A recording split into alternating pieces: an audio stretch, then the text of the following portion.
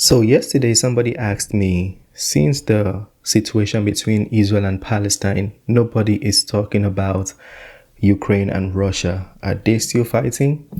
My response was, I don't know. But today I saw some updates that says Zelenskyy visits Washington to make the case for more Ukrainian aid or for more aid for Ukraine. I'm curious to see this one. Do you think, maybe I should throw the questions to you first. Do you think Washington should still be giving more aid to Ukraine? Tell me in the comment section, but let's check this one out. It's a critical week for Ukraine as its president pushes for much needed military support in the U.S. and its foreign minister makes the case for the European Union to begin membership talks with the country. In Washington, funding for the war is being debated by a divided Congress where some want more money to address American security along the southern border before they would greenlight tens of billions in additional funding for the war against Russia. A fireside chat with the American president. Congress needs to pass a supplemental funding for Ukraine before they break a holiday recess, before they give Putin the greatest Christmas gift they could possibly give him. I'm really glad to be here at the White House today and share some very important messages. Thank you for the invitation, and I'd like to thank America and our partners for the support. Ukrainian President Volodymyr Zelenskyy at the White House today in the midst of his third trip to Washington since Russia invaded almost 2 years ago. He's asking lawmakers to keep military support flowing as Ukraine heads into the winter with the nation's previous war funding almost run out. The visit comes as Congress is in a stalemate over a funding bill that has assistance earmarked for Ukraine. The thing is, people always say as they head to winter, people always use winter as people make that case that during the winter is when Russia is going to be very dangerous. That might be true, I don't know. But they've proven to be resilient regardless of the season. So it's not only winter. Was he there to ask for funding because of the winter? And also the funding that was provided previously, how far has that taken Ukraine? I mean, these are questions we need to consider because let's say you gave me money to go buy you something or to go build your house and I come back asking for more. You're going to ask, how far have you gone with the house? Are we using this money for the roofing? Or what are we going to be doing with the money you're asking for? How is that going to help in this project? I don't know if that question has been asked or if this has been examined. Just saying, like these are the things we need to consider. And if these questions are answered, it's up to you people, the Americans and the government to decide if you want to keep, sponsoring this. You also have to keep in mind that the situation in Israel, I think America is also, helping with that as well. And America I would assume a nation would have their own, their own cases where they'll need their own finances as well. So these things, have they all been taken into consideration? Whatever the government wants to do or the people of America want to do with their finances, I mean, that's completely up to them. But I'm just saying these are like some cases or some points that you need to at least outline and think of in situations like this. Mr. President, I called on Congress to do the right thing. Biden has asked Congress to pass a $110 billion wartime funding package with $61.4 billion for Ukraine and additional monies for Israel and other security priorities. Does America have that money? That's a lot of money. Let's take it back again. See, Ukraine $61.4 billion, Israel $14.3 billion, Taiwan and Indo-Pacific $7.4 billion, and their border security $13.6 billion. Wow. Israel and other security priorities. The White House's National Security Council spokesperson John Kirby was pressing the case for Congress to pass the bill on American morning TV. Look, we'll do what we can to continue to support Ukraine if we run out of funds, but there won't be much we can do, Phil. I mean, we've got to have this additional supplemental funding. But some Republicans want additional money for security measures along the U.S.-Mexico border. But quite frankly, we're not going to go help other countries and not look at actually what's happening in the United States and the national security risk when we're all keenly aware of the national security risk here as well. Before meeting Biden, Zelenskyy pled his case with senators on Capitol Hill, appearing briefly with Senate Majority Leader Democrat Chuck Schumer and Minority Leader Republican Mitch McConnell. Zelenskyy posting this photo of the meeting, calling it a friendly and candid conversation about Ukraine's military and economic situation and the significance of sustaining vital U.S. support. Senators weighing in afterwards about what was said. President Zelenskyy made it so clear how he needs help. But if he gets the help, he can win this war. And he outlined in some great detail, the kind of help he needs and how it will help him win. Zelenskyy also meeting with So they said he outlined, which means everything I said previously, he might have told them, and how the money is going to help win the war. Okay. I also heard speculations like a few weeks ago that they were going to come to the table and have a discussion and sign the peace agreement and move on. So that was all false. Let me know if you guys heard that as well. I did hear that. I didn't want to bring it to the channel because I wasn't sure if it was true or not. Apparently, it turns out it might not have been true.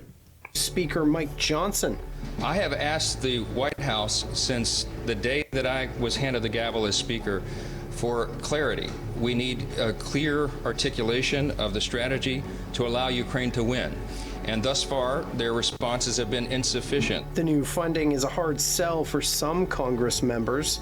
A much-hyped Ukrainian counteroffensive in the summer, fueled by American money, failed in its objectives, and few breakthroughs are expected this winter. They have made no significant progress despite hundreds of billions of dollars of American aid. Is another $100 billion really going to accomplish anything, or will it take Ukraine further down the pathway of becoming effectively a dependent of the United States of America?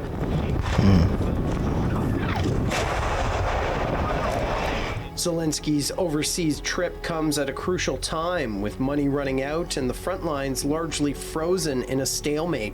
Newly declassified U.S. intelligence showing that Russia seems to believe that a military deadlock through the winter will drain Western support for Ukraine and ultimately give Russia the advantage. Let's bring in CNN's Karen Kaifa, who's covering President Zelenskyy's trip to Washington. Karen, how crucial is the money to the Ukrainian war effort?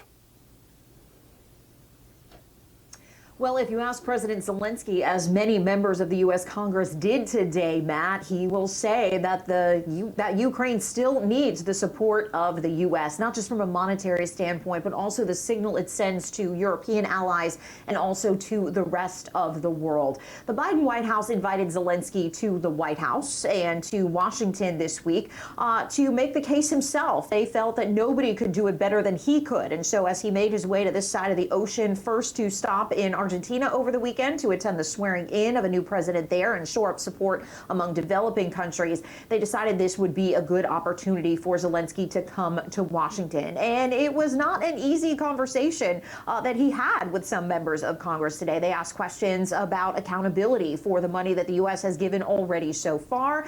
Many senators satisfied with the answers they got in their all-senators meeting. And also they wanted assurances that the money is not being used in a corrupt fashion. They said they got those assurances for Zelenskyy that it is not. So as Ukraine moves into the deep winter months in this war against Russia, which has gone on now almost 2 years since that Russian invasion, more money for munitions, they say, is really needed. So Zelenskyy making the case to the U.S. Congress as they go through this debate here themselves, Matt. Why are Republicans so determined to get more funds in this package for border security?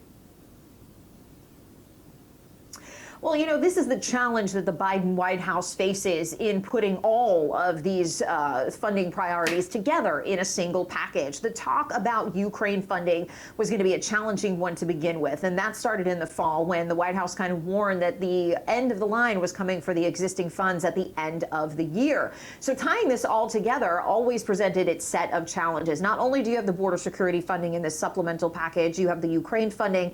funding for Israel in its war against Hamas and also some money for Taiwan. And the Republicans who are signaling their opposition to this legislation say that it is because they don't have enough details from the Biden administration about how the money would be spent. They want to see not just money thrown at the U.S. border, but they want to see more detailed policy from the Biden administration, which many Republicans argue that the Biden White House has been weak on this for the first 3 years of the administration. You also heard House Speaker Mike Johnson say today that he wants a little bit more detail about how the Biden White House envisions funding to Ukraine being used and what the plan is there. And that's echoed by a number of conservative Republicans who say you are sending U.S. taxpayer dollars to a foreign country. They want more details about how that is being used. Of course, the Biden White House says that they make that argument that sending those funds to Ukraine is support in this war against Russia, and also sends a powerful signal to Russia that the West and the U.S. are allied on this and willing to support Ukraine.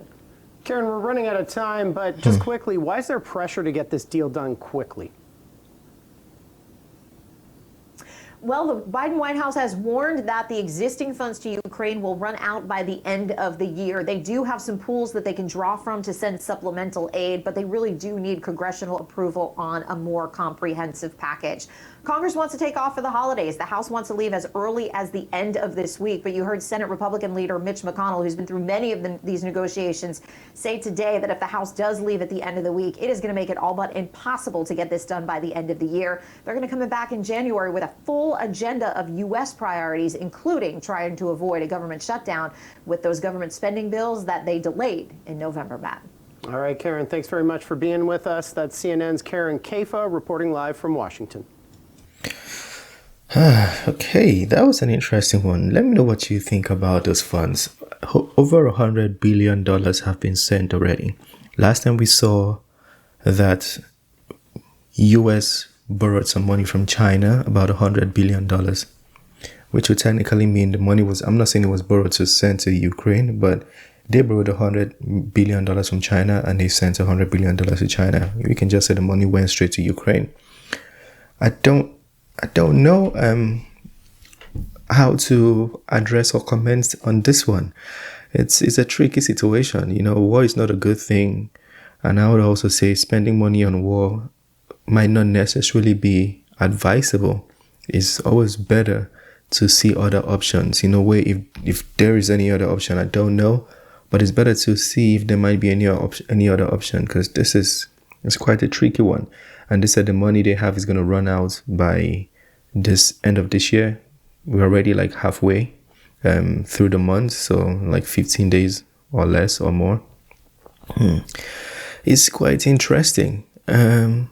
If more money is sent to Zelenskyy or to Ukraine, how far would that go? How far would that go? That's a good question to ask.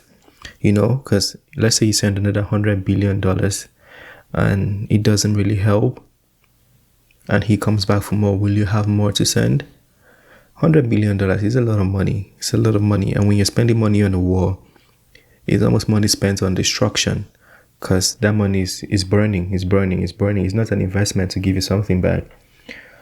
It's an interesting topic. It's a very interesting topic. I wish I had a whole panel here to ask what they think on this. I think next time I'm going to bring like a panel to the channel where I'm going to speak to them and let you guys hear what they have to say about this funding.